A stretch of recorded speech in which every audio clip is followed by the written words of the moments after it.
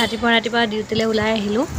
একেবাৰে মোৰ গা ভাল নাই, টনচিল হৈছে আৰু এইফালে মোৰ এয়া আই কাৰ্ড দিলে।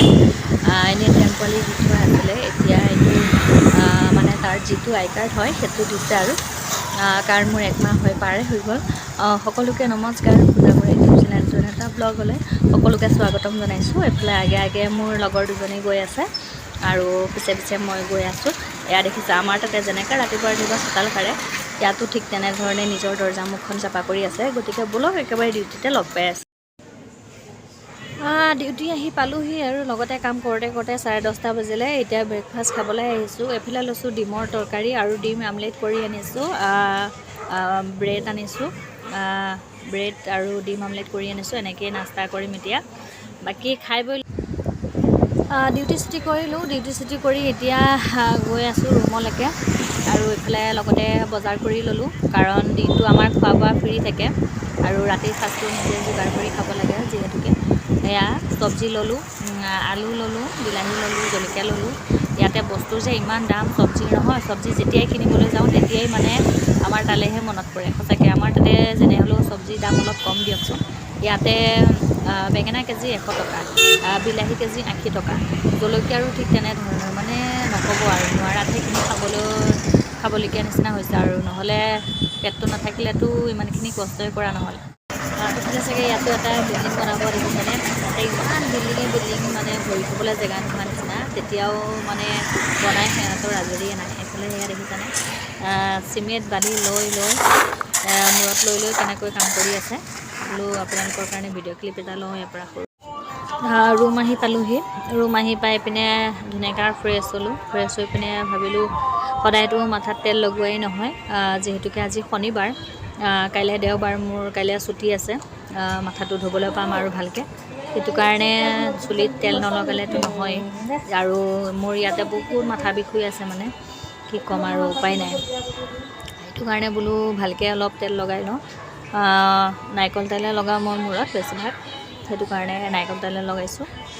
আৰু তেল লগাই পিনে মূৰটো অলপ যদি মাছাজ কৰি দিয়া হয়, তেলখিনিও ধুনীয়াকৈ পূৰা চুলিত লাগি যায় আৰু নিজৰো মূৰটো অকণমান ভাল লাগে দিয়কচোন, নিজে মালিচ কৰিলেও। আৰু লগতে এইফালে লৈছোঁ মই ভিটামিন ই কেপচুল।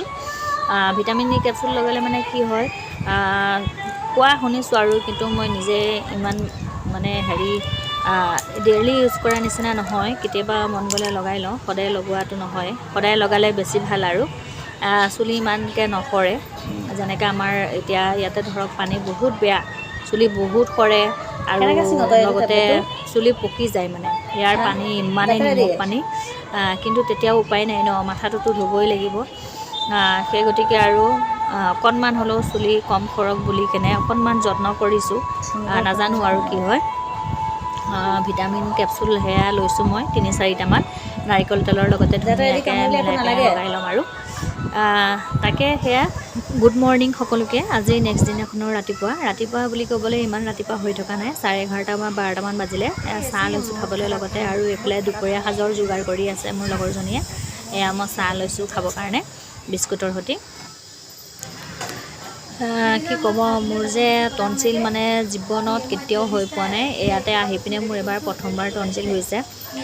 ডিঙিত মই এনেকৈ যেতিয়াই হওক মই স্কাৰ্ফখন মই এনেকৈ মেৰিয়াই থওঁ আৰু গৰম পানীয়ে খাই আছোঁ, গৰম পানী দি কুলি কৰি আছোঁ। তেতিয়াও 4-5 দিনমানেই হ'ল, ভাল পোৱা নাই। টেবলেট লৈছোঁ, ডক্টৰকো দেখাইছোঁ, ফুলি গৈছে অকণমান, কিন্তু তেতিয়াও কি কৰিম আৰু।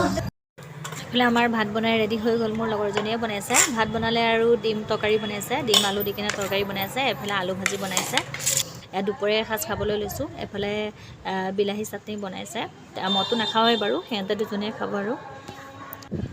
দুপৰীয়া ভাত পানী খালোঁ। খাই বৈ পিনে অলপ দেৰি শুলোঁ। শুওঁতে দেখিলোঁ দেখোন সন্ধিয়াই হ'ল। সন্ধিয়াৰ কাৰণে চালোঁ ভাত বনাবৰ কাৰণে দেখোন চব্জি একো নাই। গতিকে লগৰজনীয়ে মই ওলাই আহিলোঁ চব্জি ল'ম বুলি কেনে। দোকান এখনত সোমালোঁ, সুধিছোঁ বেঙেনা কেনেকৈ। বেঙেনা কেজি হেনো 100 টকা। তাৰপাছতে বেঙেনাটো মই খাব নোৱাৰোঁ, বেঙেনা আৰু যিখিনি বিজলুৱা বস্তু হয় সেইখিনি একো খাব নোৱাৰোঁ। তেতিয়া মোৰ লগৰজনীয়ে ক'লে ব'ল তেতিয়াহ'লে ৰঙালাওকে লওঁ। ৰঙালাও যিচিটাহে লৈছোঁ সেইচিটা হেনো 20 টকা।